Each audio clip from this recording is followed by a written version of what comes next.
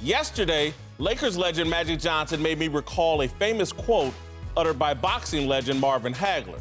Marvelous once observed, "It's tough to get out of bed to do road work when you've been sleeping in silk pajamas." Magic Johnson's been sleeping in silk for the better part of 4 decades. So it's no real surprise that just 16 months into being named president of the Lakers, the task of actually running the team is already making the Magic Man consider early retirement. Like I told you before I took the job and when I took the job, it's going to be a 2-summer thing for the Lakers. This summer and next summer. And that's it. And then if I can't deliver, I'm going to step down myself. She won't have to fire me. I'll step away from it, because then I can't do this job. Magic was responding to questions about looming NBA free agency and the prospects of landing LeBron James and/or Paul George this summer. It sounds like Magic has received word that King James ain't coming this year.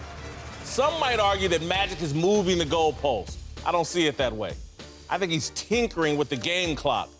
This is the Tragic Hour 2.0.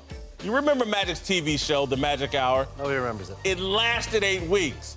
Magic gave a half-hearted effort. Critics lambasted the show. Howard Stern clowned Magic on the set of The Magic Hour, and Magic blamed black celebrities for not supporting him. Here we go again.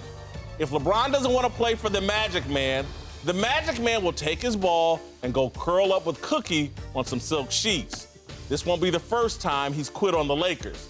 You remember Magic's 16-game stint as head coach of the Lakers in 1994? I don't remember it. After a hot start, winning 5 of 6 games, Magic stepped down after closing the season on a 10-game losing streak.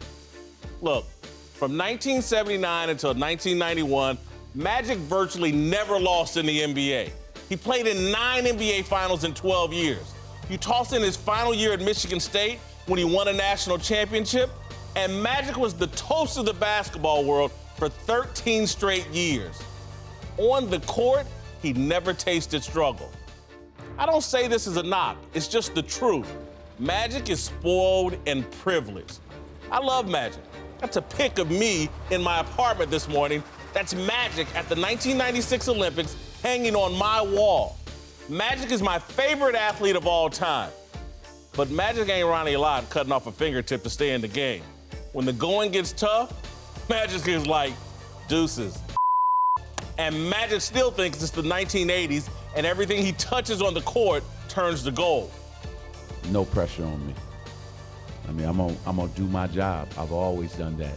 Look, I've been playing in, you know how many finals I've been in?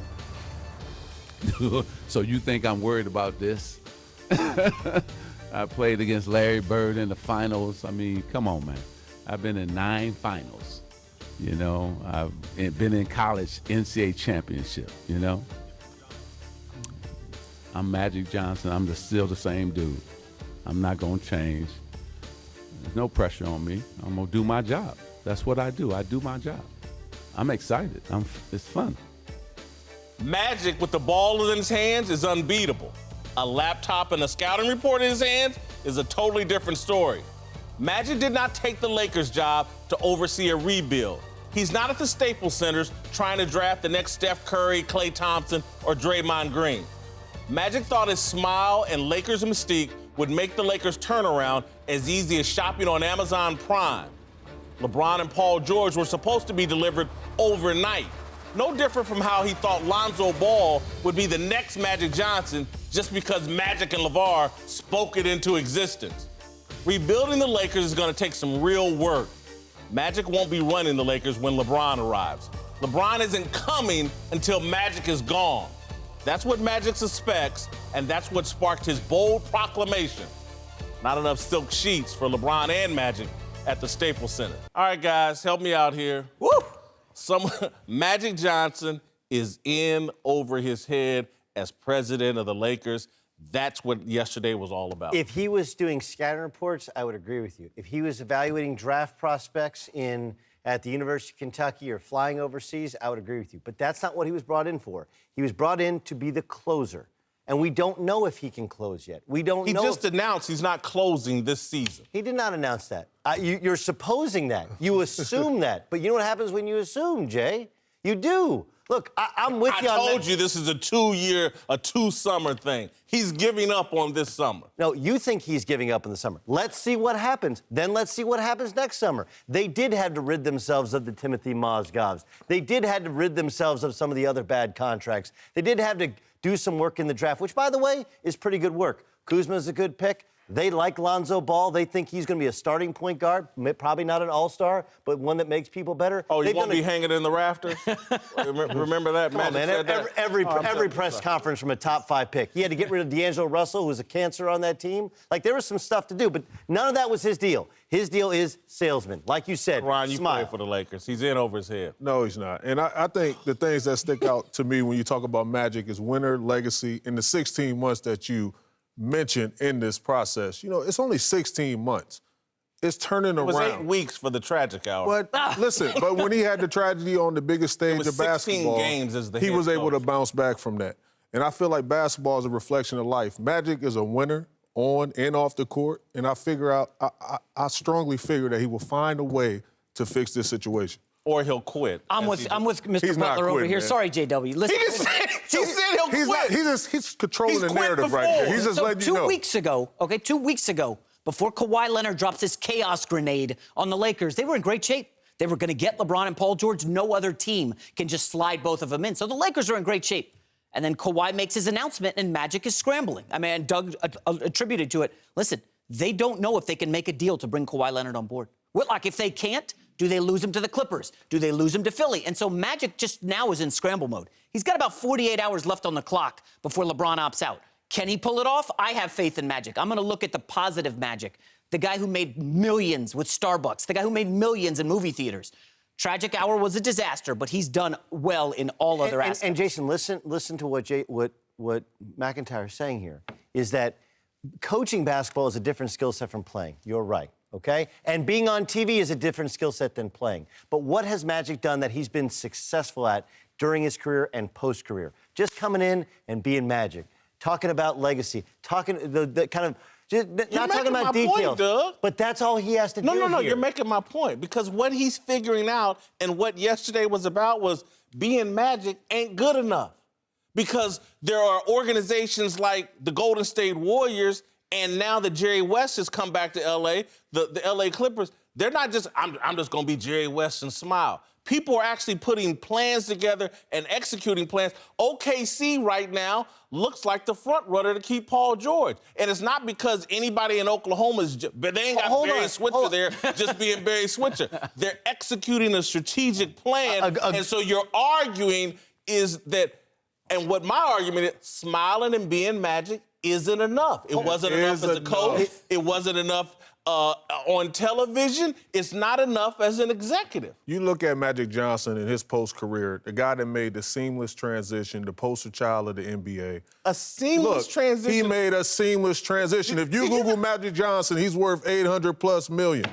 That guy closed deals. Jason, he could run gets for it mayor done. of Los Angeles Here, tonight. let me help you here. That's how popular That's the he is reason in he's here. on your wall. Let me help you. Fans love him. They're Hold on. excited, man. They're Jason. excited to have him back. Jason, Just because he didn't have Mitch Kupchak on your wall. Office, that doesn't mean Yes. You don't have Daryl Morey on your wall. Look, the only reason first of all, remember he was on TV with NBC and he was bad. Remember when Jordan hit 6 threes in the first half, he was calling the game. He was bad. I remember. Right? Remember he got back on. How do you think he got back on TV? Because with he's ESPN? Magic Johnson No, and he's because 6'9". Because he's awesome in a room. Okay? He's not good at the details. By the way, Jerry West, who I believe is the greatest front office executive in the history of the sport. What's he doing? He's doing what the Lakers have been doing over the past 16 months. He's getting rid of all those bad contracts, and they're starting to go down before they go up, which is what the Lakers have been doing. And Magic's only job there is to go in to a room and win the room. And that's what he has done to make $800 million. So let me was a defend Snapple Whitlock fact for a second. right Let me there. defend. You made a great point, Doug. His job is to close. His job isn't to go out and gas up Lonzo Ball and say he's going to be the next Magic or I'll step down if I screw this up. He's opening his mouth too much right now. He really needs to just... What other presidents of organizations in the NBA are out there making these bold proclamations? Danny Ainge didn't come out and say, hey, Jason Tatum, we got the next Larry Bird. Like, they're not doing that. I think Magic's done a And little if we bit don't too get much. Kyrie Irving, I'll step down. He's not doing You that. can't tell me what he did yesterday wasn't straight amateur hour.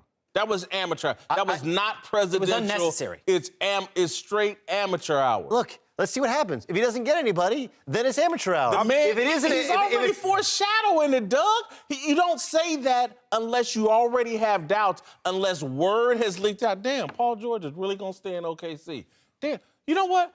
LeBron may stay in Cleveland. And I'll say, this is never talked about, but I think people close to LeBron who know LeBron's no big Magic Johnson fan.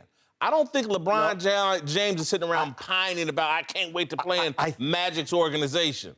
Again, you have two prodigies, Magic and LeBron, and both of them love silk pajamas and love to be the king of whatever it is they're doing.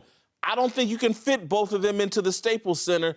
They got the same mentality, and both of them get to make millions of dollars because they're prodigies athletically. All this other stuff we're attributing to them, that they did this and they did that. This isn't Steve Jobs. These are 6'9", once in a lifetime, once in a generation athletes, and people are attracted to that. And Magic would have to be a huge imbecile to mess up making money off the court after winning 5 titles in L.A. and being part of the Showtime Lakers. Hell, I bet James Worthy's making money, too. Everybody's making money. He is. Kareem's not making nearly as much. It was about his personality. But listen, you have to, one, understand what Magic's being called on to do, okay? How he's going about doing it. And We agree on that. We do agree on that. We agree on that. It's not good enough. I'm not calling. Magic is 16 months? If Magic hadn't said what he said yesterday, we wouldn't be having this discussion. I would be sitting back, let it play out. He hasn't even met with Paul George or Magic Johnson. He's already, free agents probably are thinking, what is Magic thinking going forward? And he's policing himself saying, look, if I don't do the right thing in 2 years, I'll fire myself. I'll resign. Quit. I'm saying, so a free agent, if I'm looking at that, if I'm LeBron James, I'm like, okay, he's all in to winning.